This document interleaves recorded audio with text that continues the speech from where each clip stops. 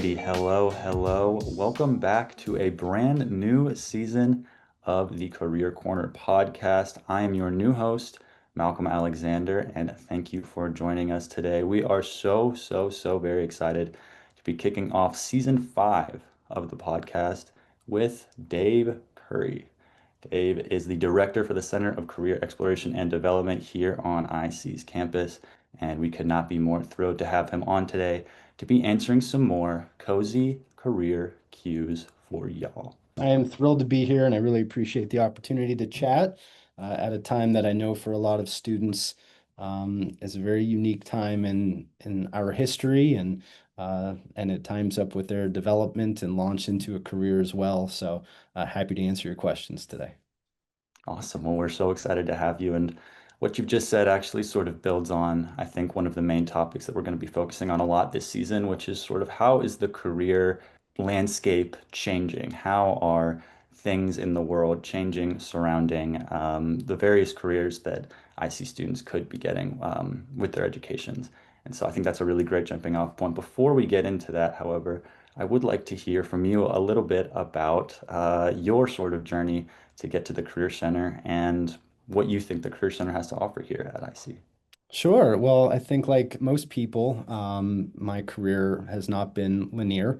And soon our students and recent graduates will find out that theirs probably won't be either. But I'm thrilled to finally be at Ithaca College. I feel like this is a place that my career has prepared me well for. My career started somewhere totally different, thinking that I was going to be a parole officer until I did an internship in probation and parole, and then decided that maybe wasn't the best fit for me. And so then I worked in social work for a while and thought maybe I want to work with students. And so then I went back to school and got into education. So prior to coming to Ithaca College, I actually worked in K-12 as a teacher, a coach, an administrator, and all of that kind of gave me a vision of what I wanted the second half of my career to include. That experience was really focused on how can we prepare students for life, whether that's academically, socially, but how can we do it in a way that we're preparing them to make a living and to be successful in this ever-changing world. So my experiences there really fueled my passion to want to focus on that. And so being able to come here, being able to lead an incredible team of 8 staff members and 15 student workers has been an incredible honor. And for a first generation college student that didn't have any career guidance, I feel very passionate about the work that this team does in preparing students for things that maybe they don't even realize they need to be preparing for. Absolutely. I think that it's such a great resource that we have here on campus, especially for students like you just mentioned, who might be first generation, who might have never had this sort of support net there to really help them go forward in those next steps after college. Could you talk a little bit about, for some of our listeners who maybe have never actually visited the center, about some of the resources that are available to help students get going? Of course, I think that most colleges at this point have a career center. They offer some of the similar resources that we do, and that we'll look at your resume, we'll look at your cover letter, we'll help you prepare for interviews. But I think what we like to do here, even more than just looking at the documentation, is really working one-on-one with students. We rebranded a couple years ago from being just a career services titled office to calling ourselves the Center for Career Exploration and Development, with the idea that we want students to know that this is a place that they can come and they can really focus on what do they like and what do they not like, and why do they want to be what they think they want to be. No one ever asked me that question when I was pretty confident that I wanted to be a parole officer, and I wish someone had, because the answers I would have given probably would not have been convincing enough for me to want to stay in that path. So we like to ask our students questions to really allow them to develop what it is that they want to do, but also giving them the freedom to explore other things.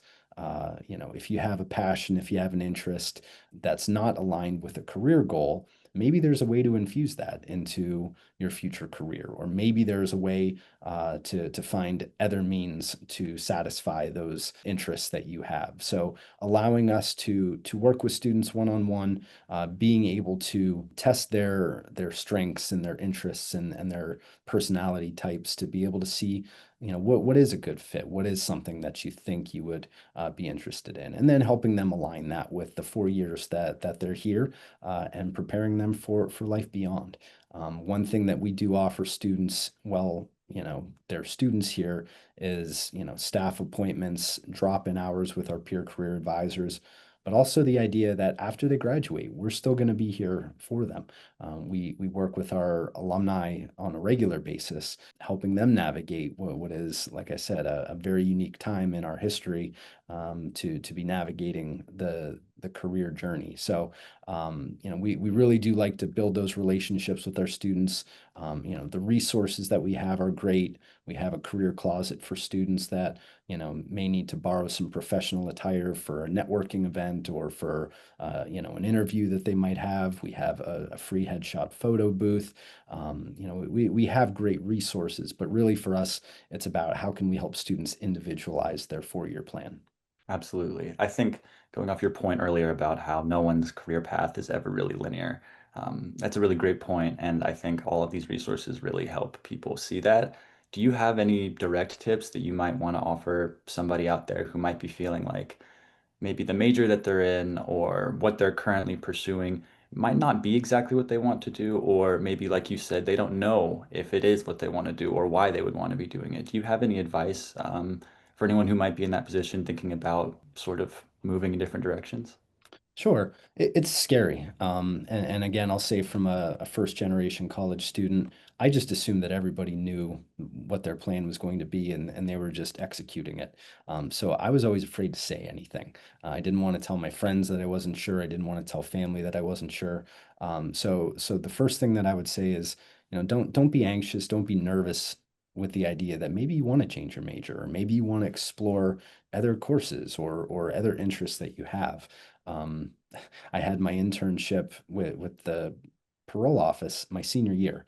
So I was like 88% done with my degree program when I found out I didn't want to pursue that anymore. So that can be scary. And sometimes for our students, feeling like they're trapped or locked into a career path, when in fact there's opportunities to navigate around that. So I would say, again, coming in and talking with us, we can try to help students to really figure out what are some ways that they can pivot into other areas, if that's something that they're interested in. The other thing that I would say is that employers right now aren't looking for a degree in the way that they used to look for a degree, where, hey, we need this degree, and if you have this degree, then it qualifies you for this job. Because everything is changing so fast anymore, technology is changing, society is changing, um, you know, global rules and trade, all of that is changing so rapidly. Colleges can't necessarily keep up with specific degree areas the way that they were able to for decades. So if you have a degree in a certain area, that's that's great to have, but it's not the only thing that employers are looking for. They want to know that students have a lot of these other skills to be able to navigate, because who knows where things are going to be in 5 years. If you think back to 5 years ago, we'll say 5.5 years ago before the pandemic, because that was such a stark change in how things have operated since. But man, how have things changed in those 5.5 years? How has society changed? I mean, things like social media influencers, or, that wasn't a job, 5, 10, 15 years ago. And now that's a legitimate career path for some people. So, AI has been around now for the last couple of years, and I know we can spend a whole episode on the implications of AI in the workforce. But for us to be able to navigate all of these changes in society, these changes in the workforce, to be able to still be qualified and still have a job that you like and that you feel valued in is important. So it takes a little bit more intentionality, but hopefully students can be comforted in the fact that employers aren't just looking for a degree. They're looking for a person. They're looking for a set of skills that can translate across career paths. And our students here have the opportunity to build those skills. Absolutely. I think you made an absolutely great point about sort of the scariness surrounding just uncertainty in general when it comes to your career, whether that be knowing exactly what you want to do and not knowing how to get there, being unsure if what you're doing right now is what you want to do, or being unsure if the jobs that you think you're going for are going to be changing rapidly in the next coming years. And I think it's really great to sort of emphasize that idea that yes, things are changing, but that does not mean that you are going to get left behind. Do you have any sort of, if you could say, I guess, anything to a student who might be coming to you really nervous about how AI and other technologies might be rapidly changing their industries, whether that be a communications industry or even the medical industry? Is there anything that you would like to tell them just to sort of keep in mind about jobs in general, or anything that you think would sort of help ward off some of that scariness that can come with uncertainty? Yeah, I'd say be malleable and be adaptable. Be ready to go with the change. I mean, we've had change over the course of history a number of times that have completely disrupted industry. From the Industrial Revolution all the way up through now, technology changes, societal changes. The way that work is conducted, and then obviously now the pandemic, we have different federal legislation that's been implemented just this year that'll impact global trade and there's so many things that have happened in the last couple years that it's understandable that people are nervous. We're all going through this at the same time. And while I know that Gen Z is particularly nervous because they're the ones that are about to launch and feel that the positions that AI impacts the most are potentially entry level positions. I would say that the ability for current students and recent grads to just be adaptable and be able to not just specialize in one thing, but continually learn, continually grow and adapt, can continually educate yourself because there's a lot of skills that employers still want that they're never going to find with AI, that they're never going to find with technology.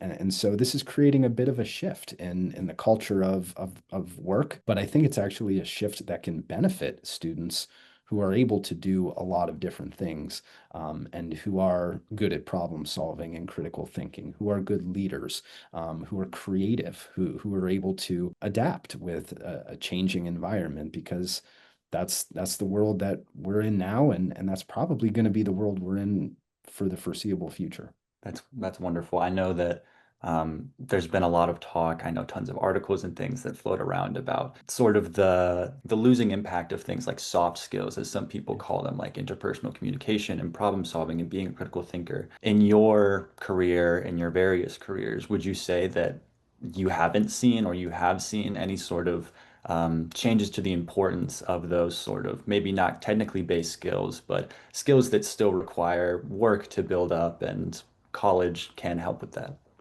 Yeah, I think really it's a an important aspect of your development as a college student to get these technical skills that employers want, but at the same time continually develop those other core competencies that I've been talking about. There's recruiters that come to our campus on a regular basis looking for our students because they know that they're going to be well trained in the classroom. They know that they have the real world work experiences through internships and all of the programming that we offer here, but they say that there's something special about our students. They say that our students are able to do things that a lot of other colleges students aren't producing. That's not to turn this into a commercial for Ithaca College, which is the best college in the world, by the way, but really just to say that at this point in history, it has never been more wanted by employers for students to be well-rounded, for them to have leadership skills. I remember speaking with a pretty major employer that was recruiting on campus and asking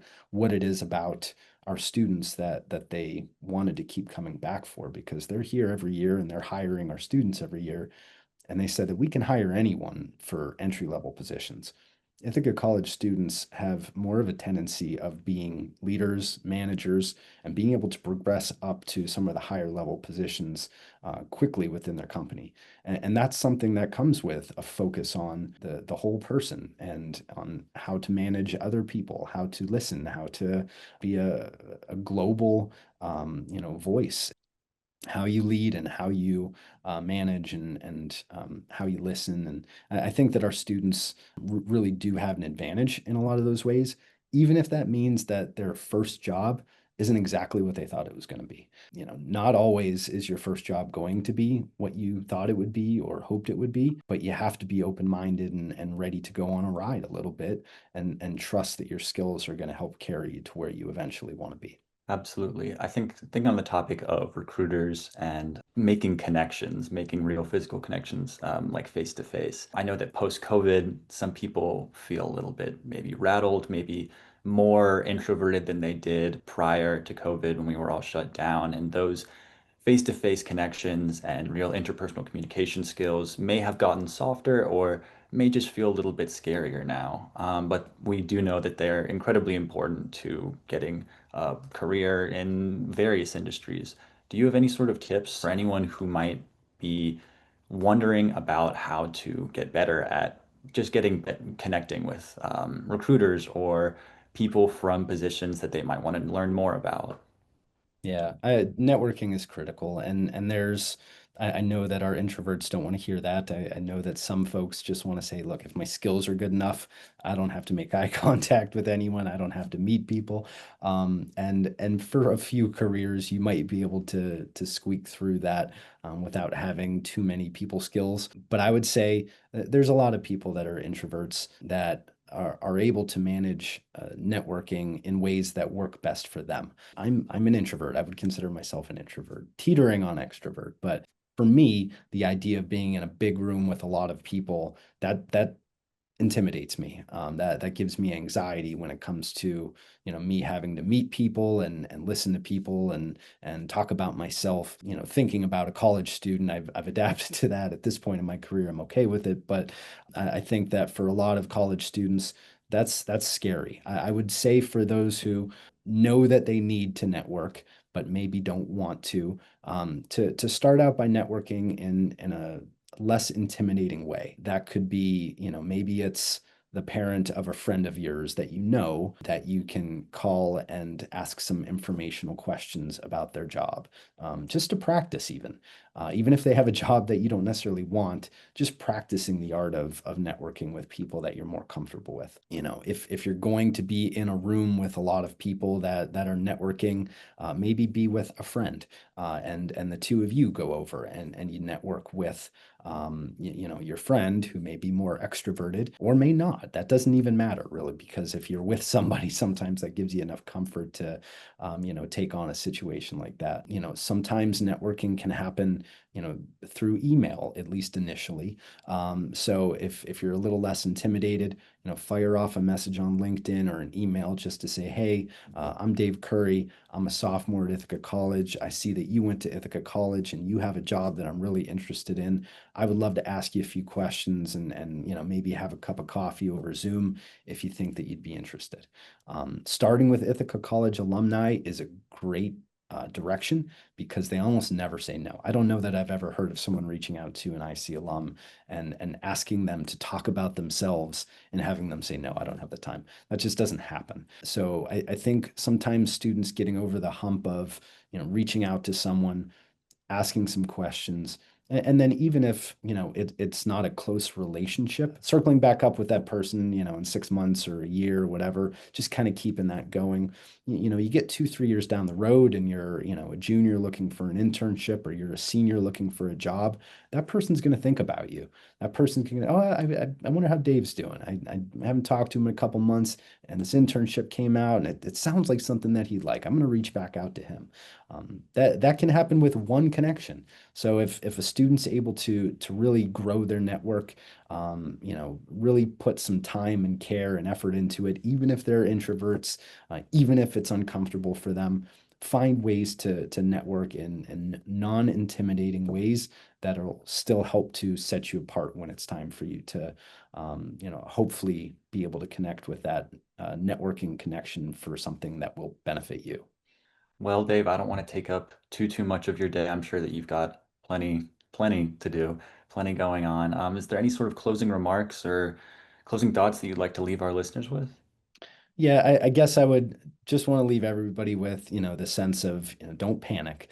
We don't know what changes are on the horizon. We know that changes have always happened.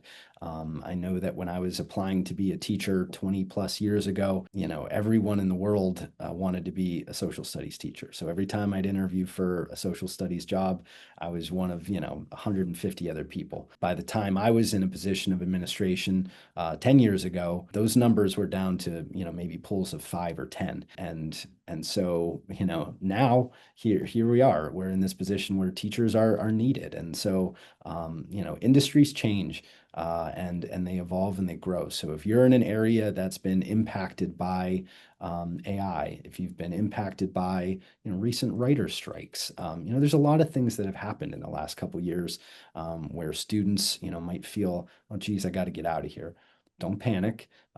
Continue to rely on your talents and your strengths and the education that you've got here, and also continue to grow and develop yourself. That is a lifelong skill, that self-development, that professional development, and it will always benefit you no matter what career you're in, or what career you want to move into. Just continue to take care of yourself, to grow and develop yourself, and be resilient and hang in there. And before you know it, you'll be in a position that you wanted to be in. It just may take a little bit longer right now. So hang in there. Absolutely. Thank you so much for sharing this peace of mind. And thank you for sharing your time with us today. And it was really wonderful. Thanks, Malcolm. I really appreciate it. If you enjoyed today's episode, be sure to follow Career Corner on Instagram and Spotify to stay up to date with future releases. If you're interested in posing some more cozy career cues, or in checking out the Career Closet, Headshot Booth, and all the other cool resources available, feel free to stop by drop-in hours at the Center for Career Exploration and Development in Muller Faculty Center 101 from 11 to 2, Monday through Friday. Thanks for tuning in to this episode of the Career Corner podcast.